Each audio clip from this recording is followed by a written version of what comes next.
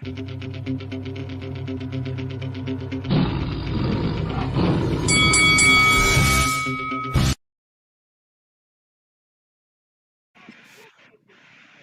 we are just days away from the big heavyweight clash between Anthony Joshua and Oleksandr Usyk, and two champions of the world can't wait to their fight, so they decide to start throwing punches at each other during a press conference.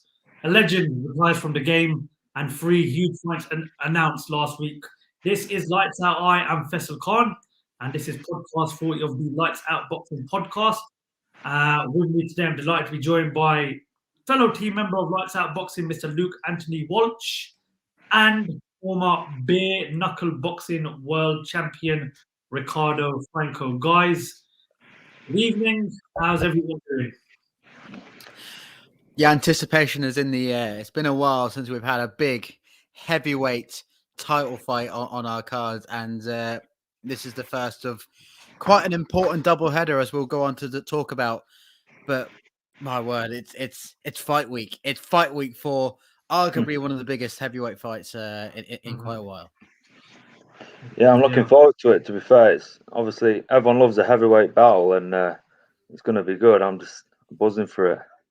Yeah, I'm with you guys. Definitely, really looking forward to it. You know, it feels like forever since we've last seen a huge heavyweight clash. Obviously, we've had the ups and downs with all the main heavyweights lately. You know, we've had promises that have been broken in terms of undisputed clashes between Tyson Fury and Anthony Joshua, but it's finally here. It is fight week. It is the big one. We'll talk a lot more about that fight as the show goes on, but just want to remind the viewers out there, if they haven't already, please hit that subscribe button.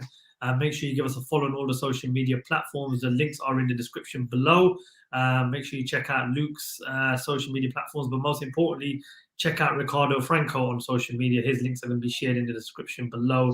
As I said, a former bare knuckle boxing world champion, you know, who's had a great career so far, and fingers crossed he's going to have an even better career as his career goes on. But just like every other podcast, we're going to start off this podcast this week with our quick fire question.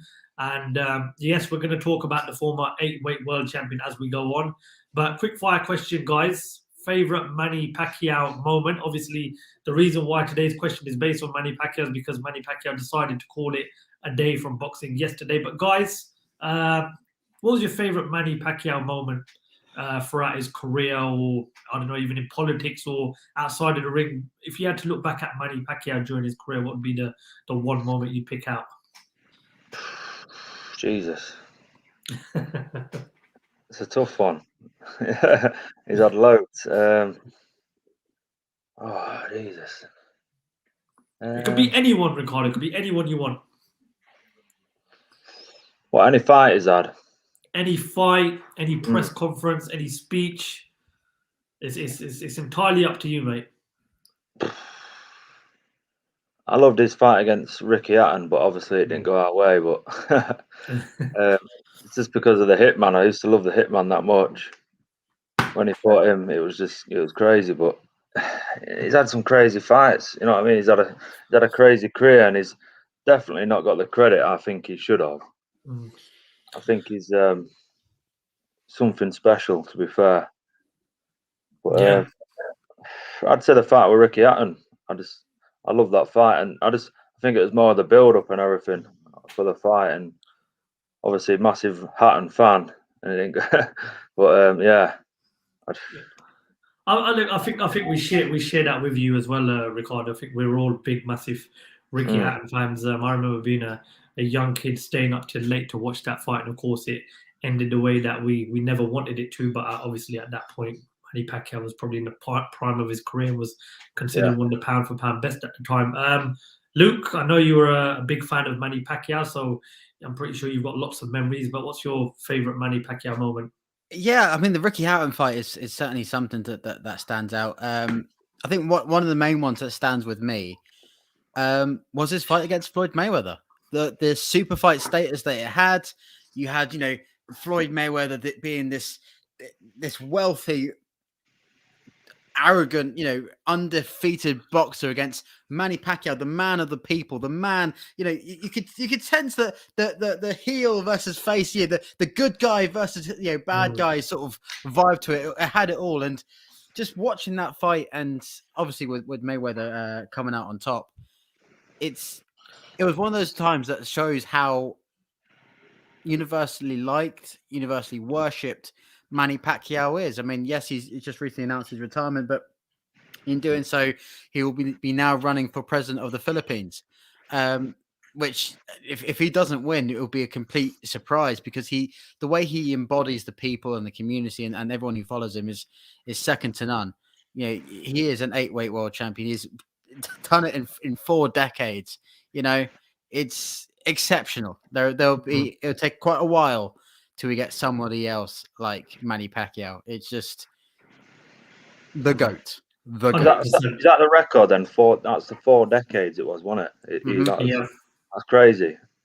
That's what I mean. You don't get, no one like realizes how good that actually is. Like that is unbelievable. Like it's not going to be many getting that record again. 100%. No, absolutely no way. A 4-decade world champion. That's just an unbelievable achievement. You know, and 8 weights as well, 8 divisions. You know, I mean, this guy started out when boxing was really, really on the rise. I mean, you know, I believe at that point, I think it was in '98 where he won his first title. You know, at that point, you know, you slowly saw the likes of, you know, Tyson and these fighters just coming towards an end. And at the time, in the mid-90s, the heavyweight division was literally boxing itself. But what fighters like himself, Oscar De La Hoya, you know, Shane Mosley, Floyd Mayweather coming up at that time, what these guys did at that generation. And I mentioned these guys because, you know, these guys also played a part in it. They sort of built the next phase for boxing, but a massive, massive figure in boxing.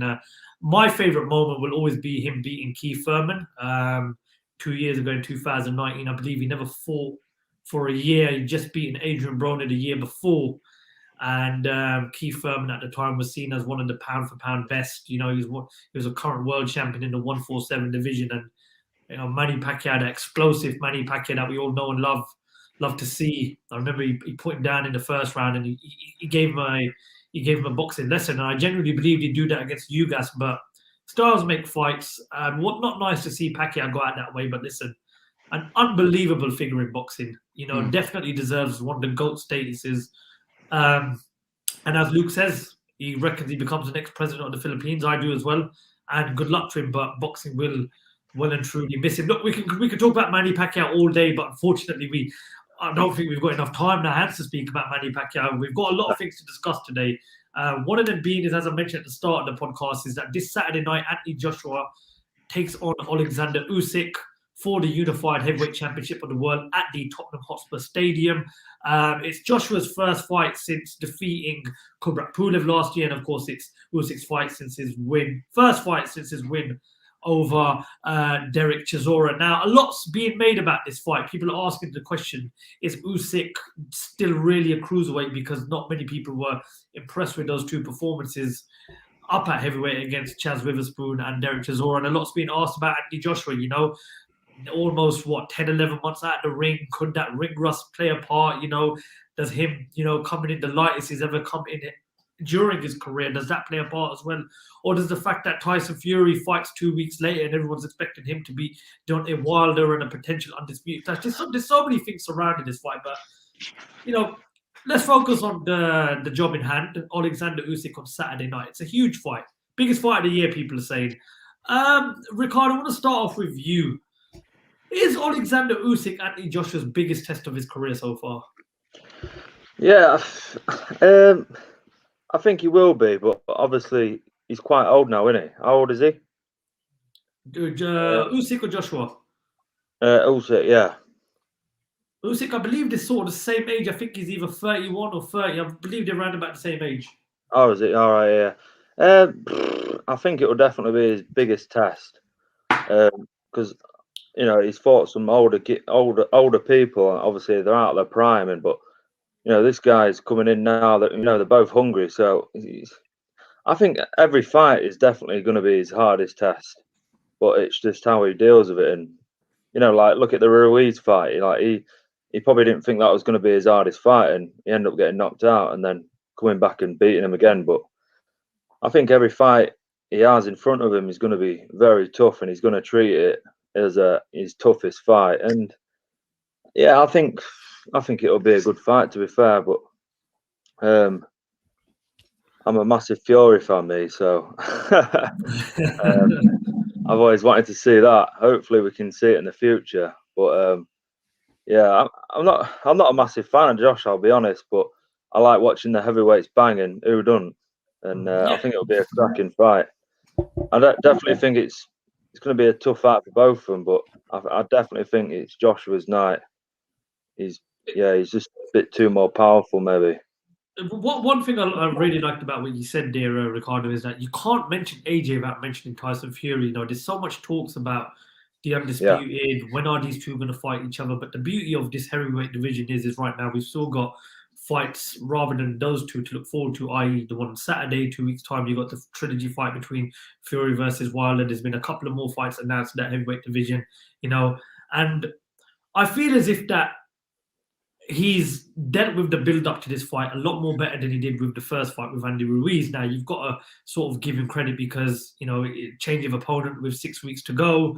There's a lot of people at that time were talking about an undisputed clash with who was the champion then, which was Deontay Wilder. But he's come out in his interviews lately and he said, listen, there's no talk of a fight with Fury. There's no talk of a fight with anybody else. Strictly business on Saturday night. And one thing I've noticed about, you know, watching his interviews with the likes of Gary Neville and Adam Smith, who's the head of Sky Sports Boxing, is the guy looks very focused. However, in terms of the biggest test of his career, I don't think it's the biggest test of his career. The biggest test for me was when he fought Ruiz in the second fight, because had he lost that fight, for me, that's his career over and done with, and it's a long, long way back. Oleksandr Usyk, great fighter, great amateur pedigree background, achieved a lot in the sport. However, I'm not convinced by him at heavyweight. I think Anthony Joshua comfortably wins this on points.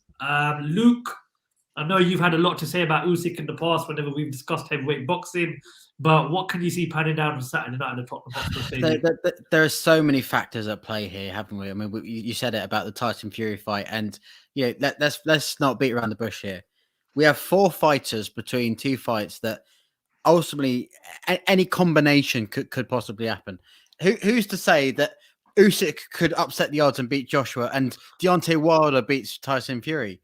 You know, those 2 of the biggest British fighters gone out of the picture, and all of a sudden we got Usyk against Deontay Wilder in the pit mix. All it takes for Oleksandr Usyk is to get one punch like he did against Dereck Chisora, and he could cause an upset. And you know, with the pressure of the new Matchroom deal that Joshua's just signed, the pressure that, you know, he has to deliver.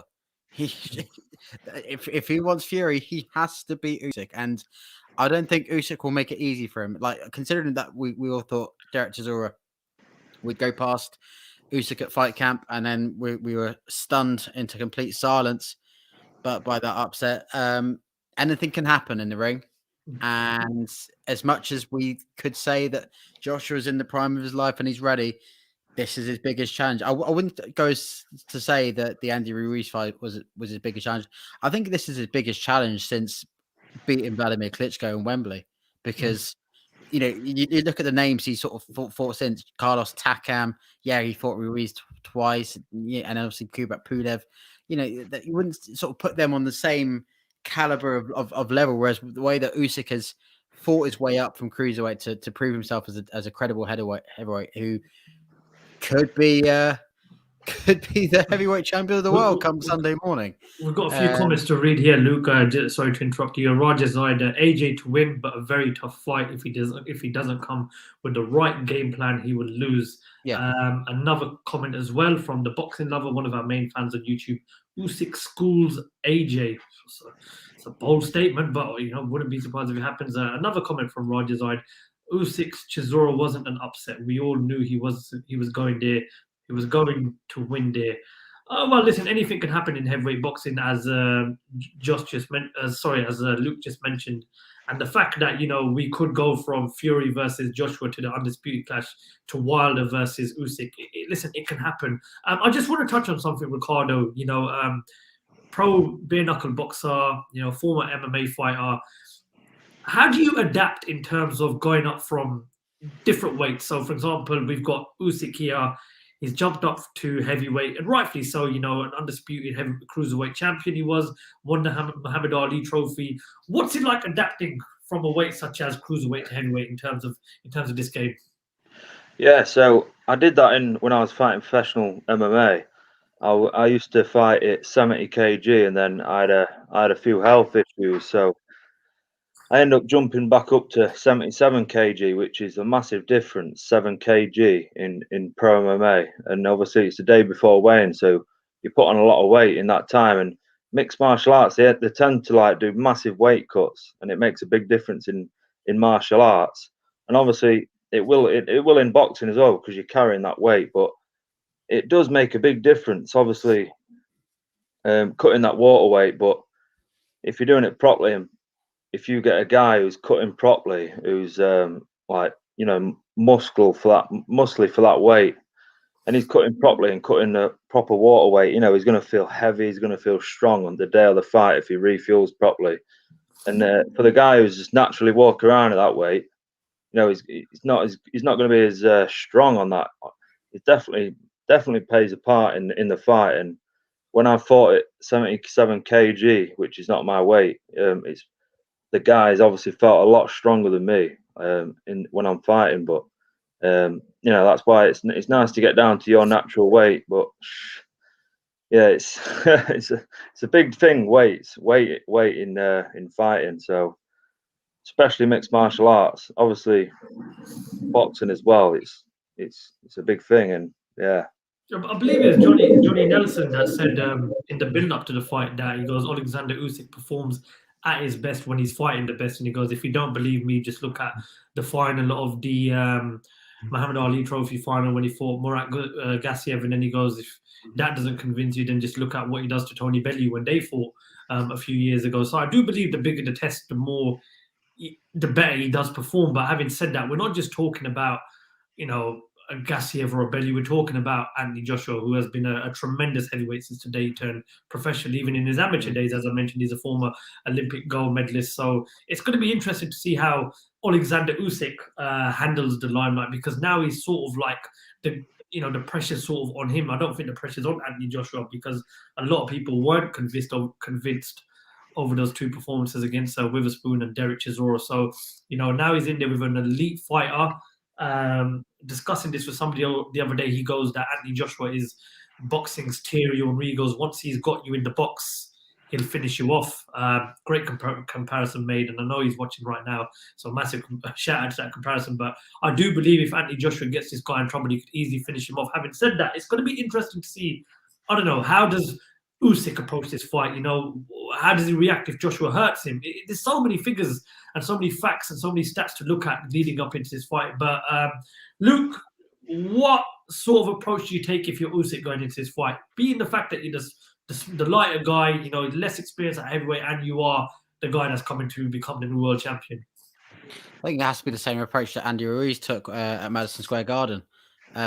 Is that, you know, Joshua went over there in the US. But bear in mind, this was June 2019, where we thought Joshua was going to make it big in the US and this was going to be him making it a global boxing superstar, and he gets knocked on his bum. Usyk can do it in London, in Joshua's backyard. I think if he goes in with the correct game plan and just gives it his best shot, he might upset the odds. And I think with what we saw against Chisora, that showed me that, you know, he has got a lethal punch on him. And, you know, it's not as clear cut as some of the other fights that Joshua has fought. Certainly, even when your Pulevs and even it goes far back as Joseph Parker, using the comparison that his last big test was Klitschko, is that he can be beaten.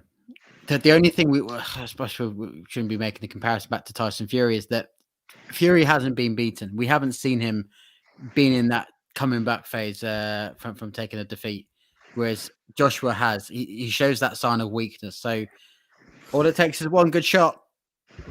So you never know. Yeah, but it's I don't know. All it takes is one good shot.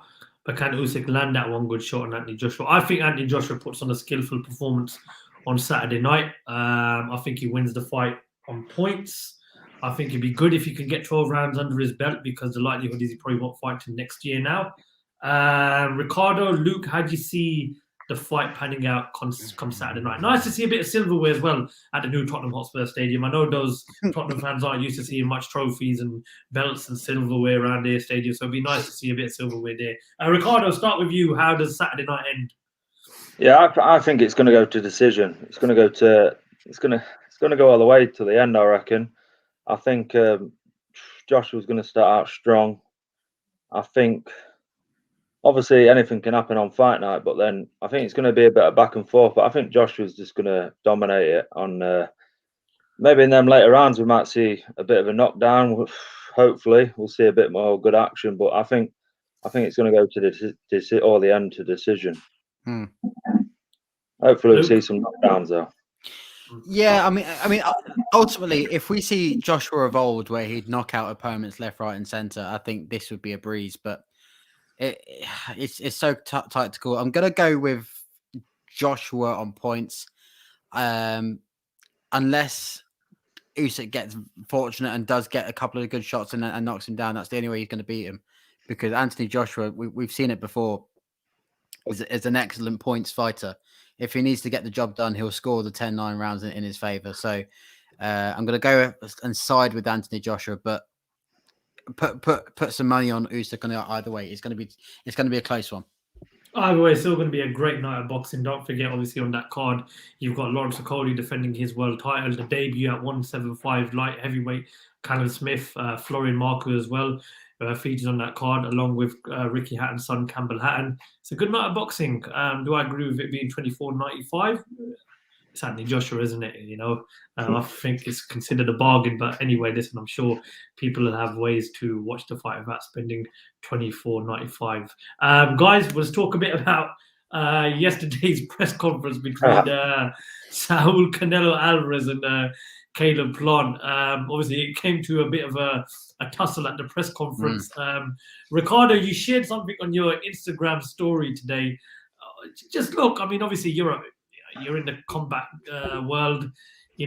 Things can get heated at certain times during press conferences and face-offs and weigh-ins. But what did you make of yesterday's little tussle? I thought he was, he must have been. He's obviously doing it on purpose, kind of like Billy Joe Saunders was trying to do to him, get into his head, trying to play mind games. But I just think he's going to pay for it in the fight. To be honest, I think Canelo's he's going to smash him to pieces even more now, because if he's getting a bit personal during these press conferences, he thinks he's trying to get in Canelo's head. But I think Canelo's very strong-minded, especially after seeing Billy Joe, trying to get in his head. Billy Joe's quite good at mind games and stuff.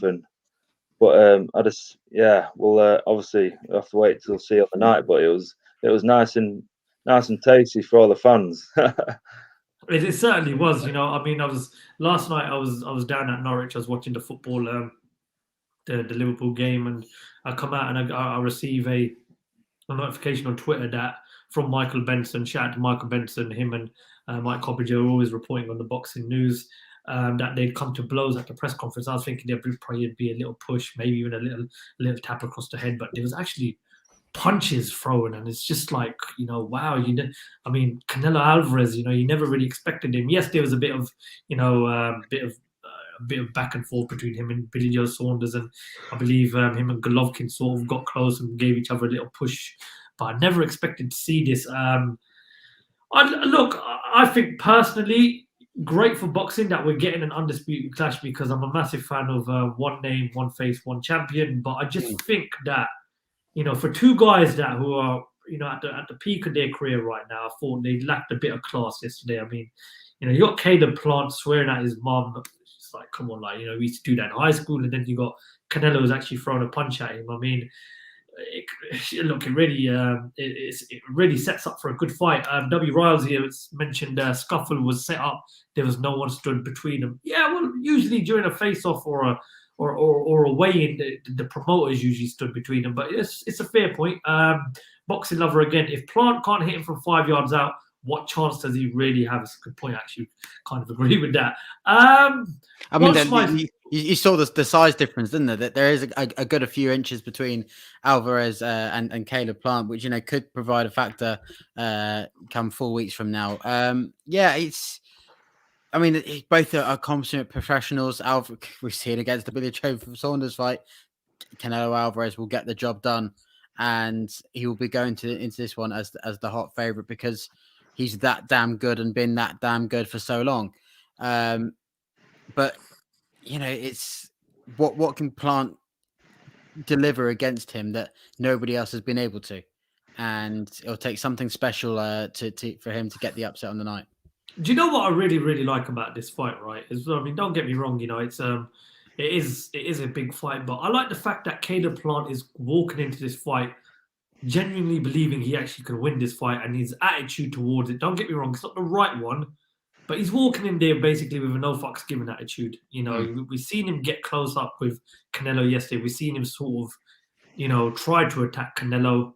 The guy's walking in there genuinely believing he does win the fight. Now, I only believe throughout the last couple of years, there was only two guys that actually believed they would beat Canelo Alvarez, and that was Gennady Golovkin and Billy Joe Saunders. But it's nice to see another fighter stepping in the ring, and he's looking at Canelo as not just Canelo Alvarez, but he's looking at him as just as another fighter. I think a lot of people in the build-up to a fight with Canelo, they just sort of, when push comes to shove, they just sort of freeze. I believe it happened with Callum Smith. I believe Danny Jacobs as well froze a bit when they fought. Rocky Fielding was far over the hills when he fought Canelo Alvarez. I like the fact that Caleb Plant's coming in this fight to win. Ricardo, obviously, the build-up to the fight started off, really interesting. Do you think the fight will deliver? Do you think it becomes a true war? Can you only see this ending one way, and that's another Canelo win? Yeah, all I can see is the Canelo win again. Obviously, Plant's in his peak as well, but I can't see anyone beating Canelo. To be fair, at the minute, the way he's going, and I think it's just a different level. But like I said, I think he's just trying to get into his head because he knows he's got to get into his head just to try and get that little advantage. Because I don't think he knows he's not going to handle the power. I can't see it anyway. But like I say, you never know. But he is a different breed, I think. And I seen it on his social media as well. That Plant, he said, I think he was like, people saying, "Oh, you missed like 5 yards out," and he kept posting pictures of like his like fingers just tapping his face. He's like, "I didn't miss it all." So he's like trying to get into his mind. You know what I mean? So it'll be interesting. It'll be an interesting fight. Now it's after a little commotion like that. So it just make the fight sell more now, I suppose. Obviously, yeah, it's crazy. But I didn't expect to be seeing Canelo swing back, but it was a good lean back counter, and it was all right. It was. It was a nice little counter. Especially during the moment that it was. Luke?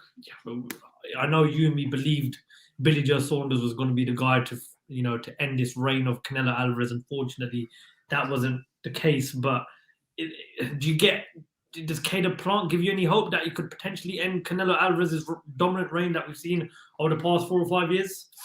I think whether it's Canelo or Plant, I think because it is a unification fight, and the victor comes out with all the marbles, is that whoever wins will just be the undisputed king at the end of the day. It'll either be Canelo Alvarez's coronation as quite simply one of the pound for pound best fighters around, or it's Caleb Plant's moment to shine and to have all the gold and to completely change the division altogether. So whoever wins between these two, that there is so much at stake. One thing I really, really do like about this fight is we're getting to crown another undisputed champion. Mm-hmm. We've got one down at super lightweight with Josh Taylor. We're not far off it from welterweight and heavyweight, but this weight, we are going to crown a new undisputed king unless we get a draw. And obviously, you've got 154, the super welterweight division as well. The undisputed clash between Charlo and Castano ending in a draw. Hopefully we get to see a rematch with those two. But I believe this is what boxing really, truly is, what it's all about. It's frustrating as a boxing fan. You watch these great fighters and they're world champions, but then there's another world champion with another belt, and there's another world champion with another belt. It's just frustrating, but listen, look, at the end of the day, Canelo Alvarez, whether he fights the best fighter in the world or the 15th ranked fighter in the division, it doesn't matter. It's still a big thing. Canelo Alvarez is a huge figure in boxing. Massive credit to what he's done and what he's achieved, and hopefully it's going to be a good fight. Him and Caleb Plant, and fingers crossed we do get to crown a new undisputed king and we get a good fight. Let's talk a bit about last week's announcement. Obviously, the Canelo Caleb Plant was one of them, but 3 big fights announced, 2 in the heavyweight division, Dereck Chisora versus Joseph Parker 2, Dillian Whyte versus Otto Wallin, and a fight I'm really looking forward to, Terence Crawford and Shawn Porter down at 147. We'll start off with the body snatcher and Otto Wallin. Dillian Whyte takes on Otto Wallin the 30th of October at the O2 Arena. That's a bit of a Halloween special. Surely this is Whyte's last test before he gets a world title shot, right, guys? Yeah, definitely. It's got to be now, because obviously, if he wins this one more, then surely he's earned his right to get that title. But it's going to be a cracking fight, I think. Are these all on the same night, these fights? No. So you've got Whyte-Wallin October 30th. Right. You've got Crawford Porter November 20th, and you've got Chisora Parker 2 December the 18th. I was going to say that'll be some crazy pay-per-view. Yeah, it'll be a good fight, definitely. Otto Wallin, we've seen before with when Tyson Fury made his comeback, is nothing to be sniffed at. He certainly did give him an interesting chance. So it'll be a good test for Dillian Whyte to either show himself and to tune himself up, or Otto Wallin reminds the world who he is. Crawford against Porter. We talked in that division about Pacquiao and about how so some of the best fighters are in that division, and Crawford Porter will put on a show. Joseph Parker against Dereck Chisora fighting again. This is one I've been trying to rack my brains around, because I remember the first time they fought. I think it was just after Parker lost. I think it was either Parker when he had one of the belts, or it was no. So they last fought. I believe it was this year. Parker beat him. But before that, Parker had beaten Junior Farr, and Dereck Chisora's last fight before Parker, he'd lost to Usyk. Yeah. But both fighters have always been arguably bridesmaids and never the bride. Of course, Parker losing to Anthony Joshua a couple of years ago. Either fighter still credibly could get back into the fold. But a lot of people are calling for Whyte against Chisora as a final eliminator. But I think it's smart. In the next couple of weeks to have Whyte and Wallin have 2 very credible fights and see how they get on. So I think it's certainly, all roads point towards a blockbuster 2022 where, for argument's sake, we do see Joshua against Fury for all the gold, and then we see possibly on that undercard or on the next pay-per-view, Whyte versus Chisora final eliminator, to see who will be the next challenger. So it's all looking promising. It's never been the best time for British heavyweight boxing. I've got a comment on a few things you just said there, Josh. Sorry, Luke. I don't know why I keep on calling you Josh. I've known you for years as well. Parker, the comments you just made about Joseph Parker, I've got to disagree. I think Joseph Parker, right, regardless of how many fights he's lost and regardless of what people think of how he fights, and what his tactics are like, I think deserves a lot of credit, because if you look at who he's fought and who he's lost to, the guy has fought some of the best fighters in the division right now, and he's a former world champion as well. Let's not take anything away from him. He came and he fought Hughie Fury in Manchester, which is Hughie Fury's practically his back garden. Went to Wales and fought Anthony Joshua, being the away fighter. Listen, I've been to Wales for an Anthony Joshua fight. The crowd over there are more crazy for AJ than I believe in England, and that's a fact. Anthony Joshua's following in Wales is humongous. It's probably the same as he gets in England, right? He's lost to Dillian Whyte, a fight that could have gone any other way.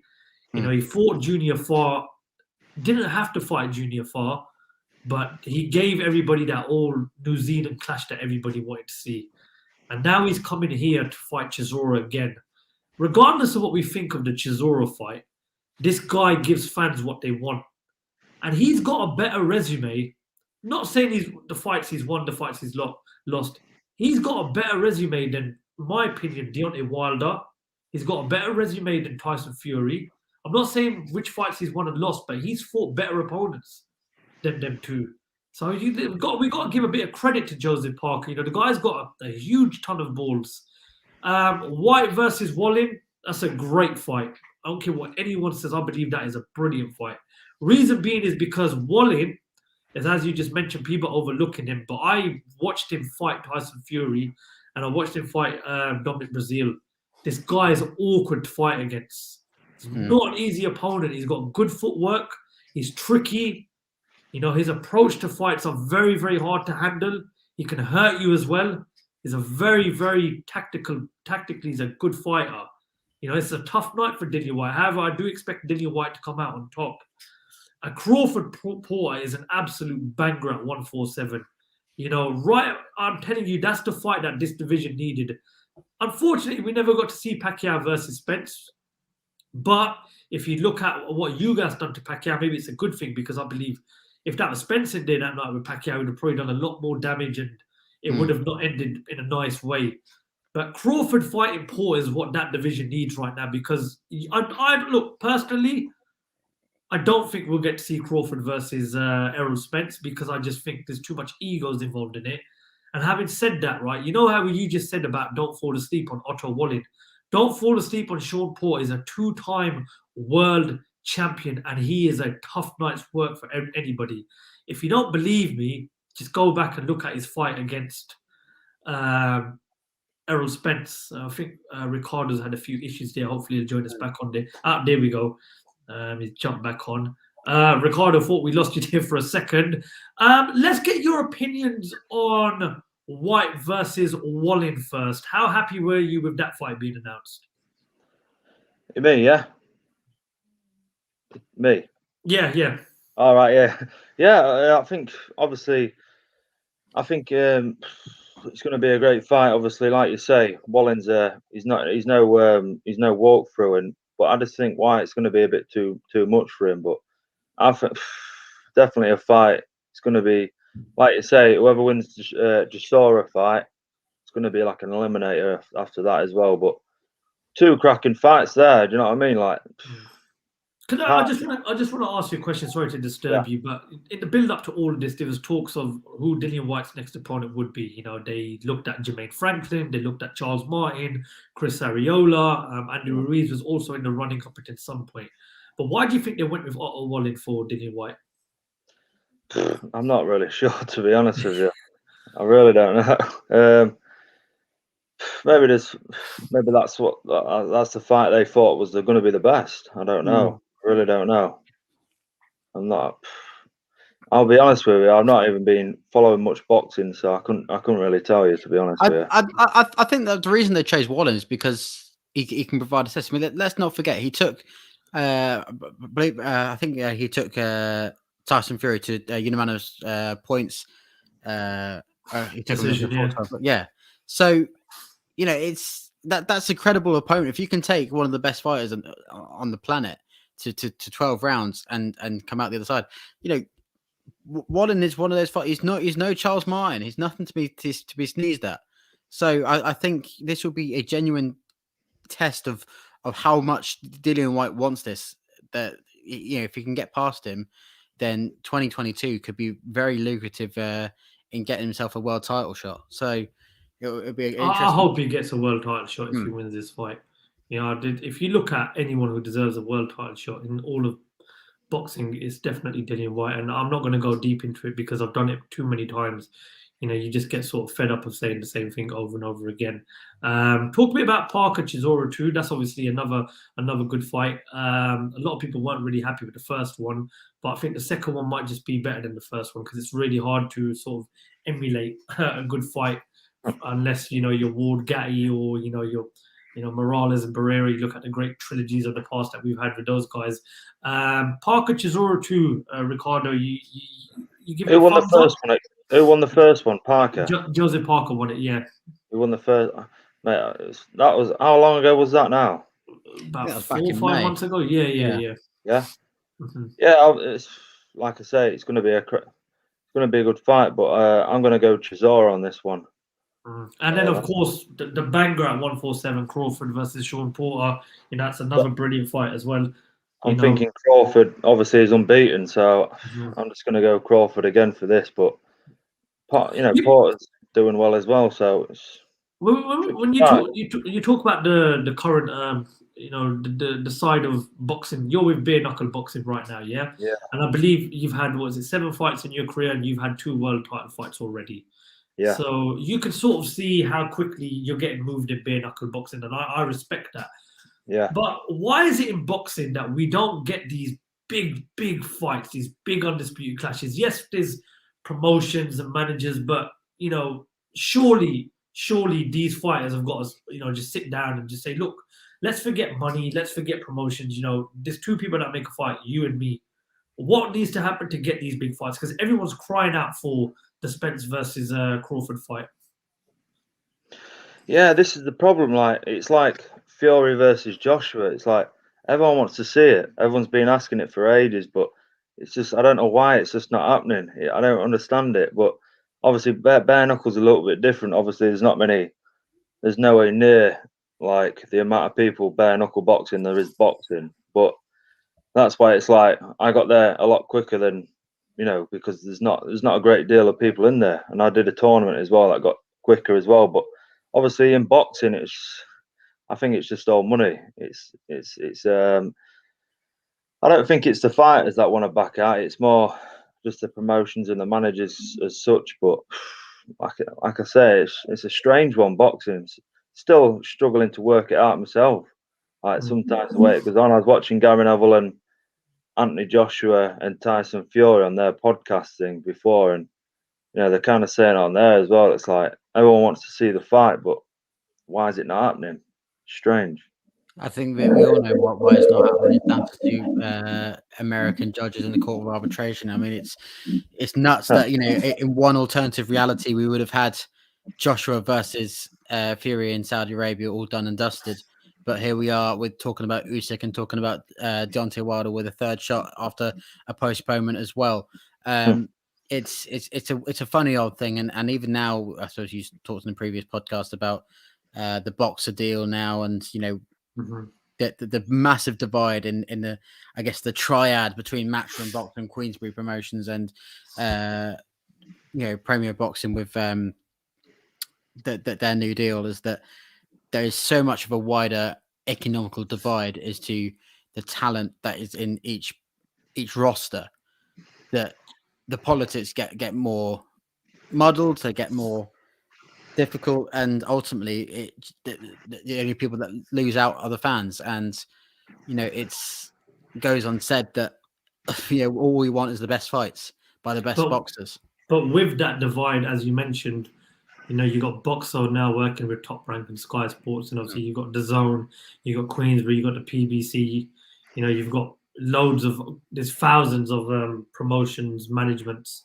But I think with Boxer coming into play, the fans benefit from it because one, Sky Sports Boxing continues, and I shout out to what Eddie Hearn's done going over to DAZN, but I think the commentary team on DAZN has got nothing on the likes of Adam Smith and Matthew Macklin. I think one of the biggest mistakes they did was not taking them with them. I think boxing needed Sky Sports, and if anyone benefits from Boxer and Top Rank going over to Sky Sports, it's us as fans. More fights, more raw talent getting shown. And listen, the biggest sports platform in the world is always has been Sky Sports. So I think the fans win on that. Having said that, it'd just be nice to see these platforms work together. You've got Crawford, who's with Top Rank, and Bob Arum, and then you've got you've got Errol Spence, who's with the PBC, and Al Heyman. So yeah, obviously good points to it, and obviously bad points to it. A lot of these promoters, I believe, put themselves first before the fans, which I don't think is how boxing should be. If you look at back in the day, when you had the likes of Frank Warren and Barry Hearn coming up, they would give the fans what they wanted. You got to see great fights like Eubank versus Ben, and you got to see fighters like Nassim Hamid fight the best. You got to see Frank Bruno elevate the sport over in America. We saw great things, and I think that these current promoters, that's the one thing they lack is dropping their egos a bit and making these big fights happen. But as in terms for Crawford and Shawn Porter, great fight, brilliant fight. I'm really looking forward to it. It's going to be good to see how Crawford deals with Porter's front approach and engine. You know, he is a pound for pound great as Crawford, but I don't believe he's had that ultimate test up at 147. Yes, he beat Amir Khan, and yes, he beat Kell Brook, but he beat an old Amir Khan and an old Kell Brook, in my opinion. I think this fight is exactly what his CV needs. These are great fights, and obviously last week was huge for boxing, and keep on coming, guys, with the big announcements. It's only right that we talk about Ricardo's side of the world, which is bare knuckle boxing. Unfortunately, I believe it was 2 weeks ago, we was meant to go and cover that show, but due to travel issues with the National Rail, we couldn't attend that show. Ricardo fought Jimmy Sweeney in what was a rematch for the world title. It was a great fight. It was streamed live on Fight TV, I believe. Bare knuckle boxing, I've done a bit of research into it. It's a growing sport. There's a lot of people really backing it. A massive shout out to BKB, their social media platforms. I'll put them in the link as well after this. You check them out on YouTube, Instagram, Twitter. They've got a massive following. But Ricardo, we just wanted to hear a bit about bare knuckle boxing. You know, where is bare knuckle boxing right now? You know, and where do you see it in, I don't know, 3 years or 5 years time?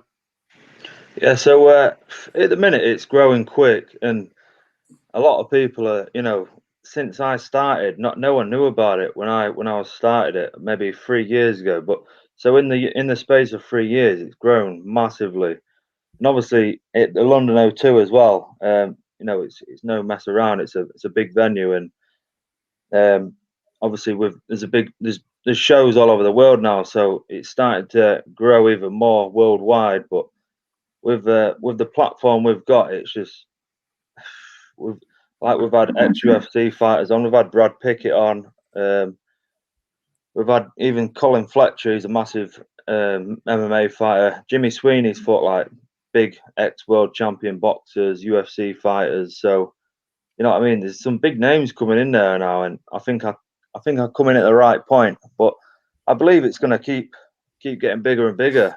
I think it's only just started, to be honest, and I think it's still got a bad name. A lot of people don't see, you know, people think of the word bare knuckle and think of it like hay bales, and it's still got a bit of a bad name for itself. But I don't believe it's as bad as what people actually think. You know, like it's more external damage than internal damage, and in that sense, I believe it's not as dangerous as boxing. People think it is, but it's less rounds, less minutes.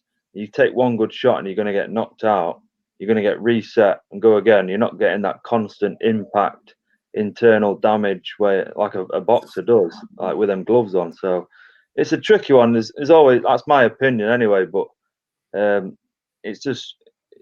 everyone loves seeing blood and boxing. Everyone loves seeing a scrap. So it's perfect, and I think it's definitely fast growing, and it's going to keep getting bigger. Hopefully, we keep seeing big names in. I was just going to come in on that. Is that your biggest task? Is as much as you're trying to promote the sport, it's about changing that perception of, you know, it's not just having a scrap on a Friday night in a car park.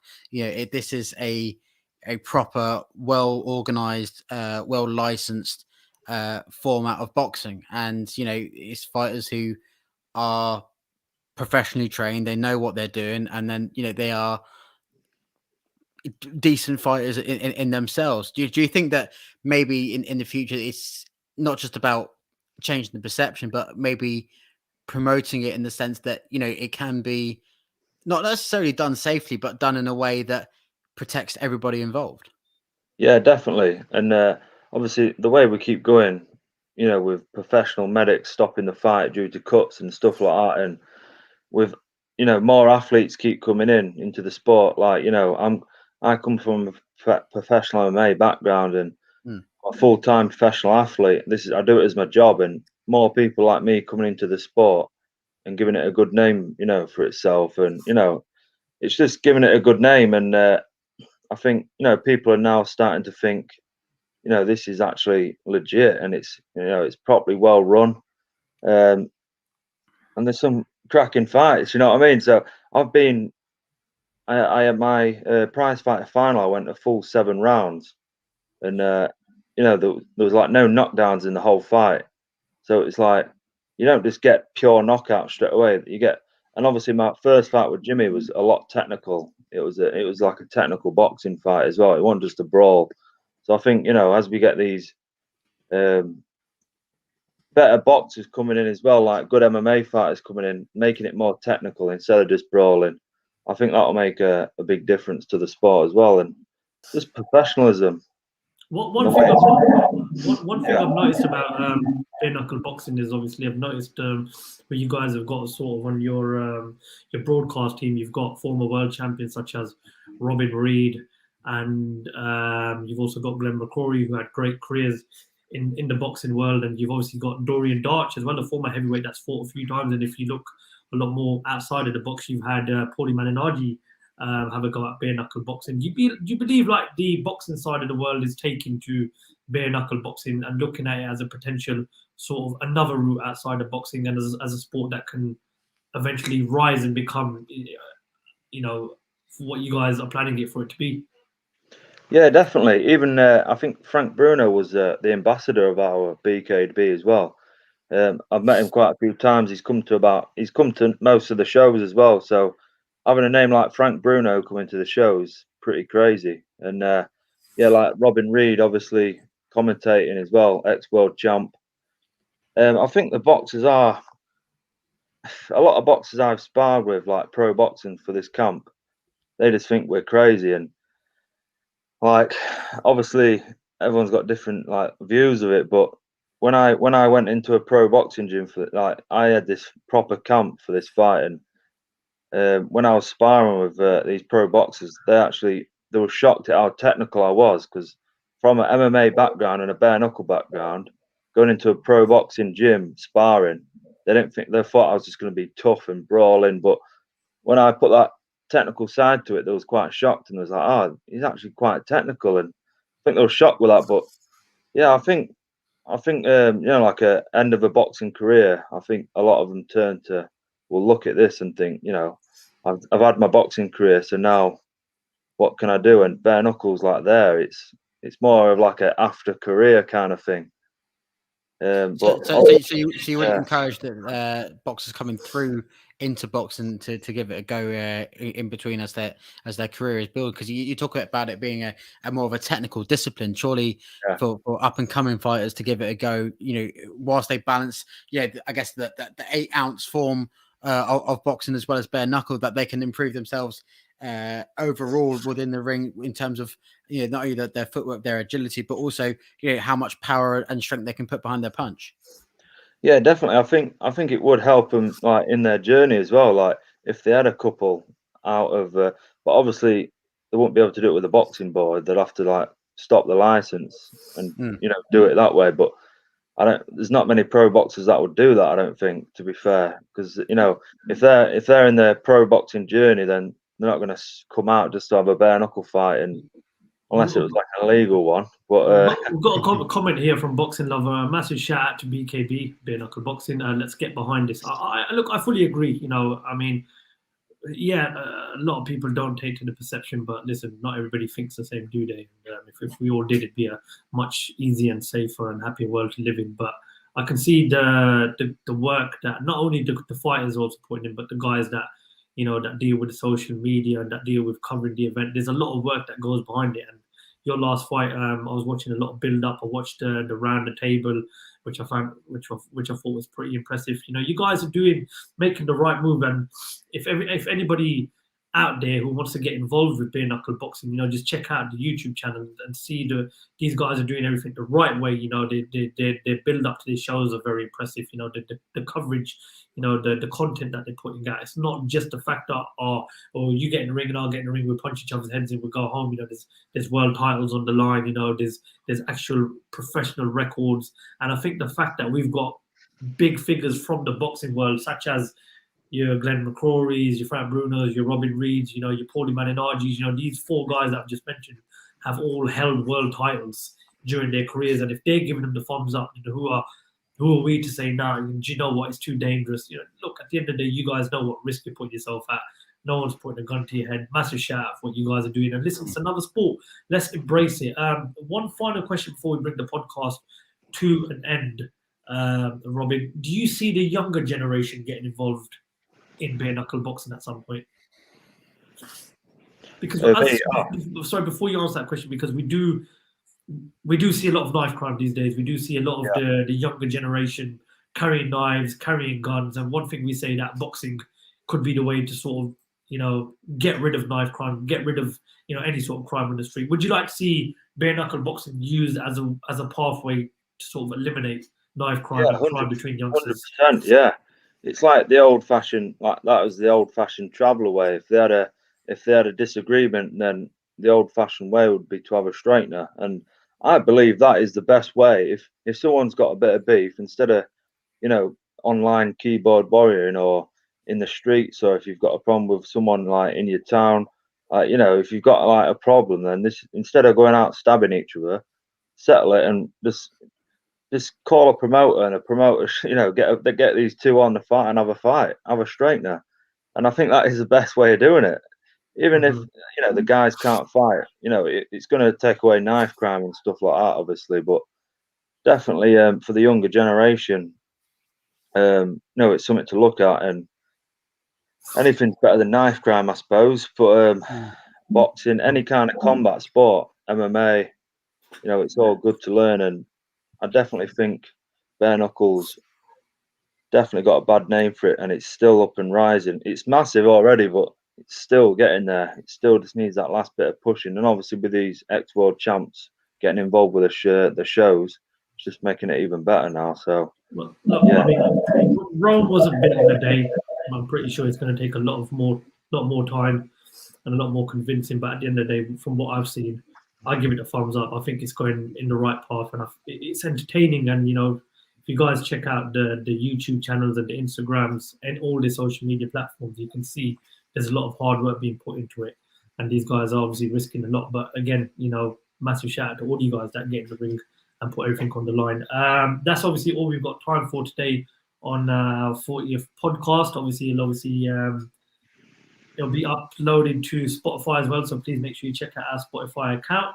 Walsh Meister, massive shout out to you for joining us as always, and of course, former bare knuckle boxing world champion Ricardo Franco. Thank you very much for joining us as well. Guys, please make sure you give these guys a follow on social media. Their links will be shared below in the description. Enjoy Saturday night, a massive world title fight to look forward to.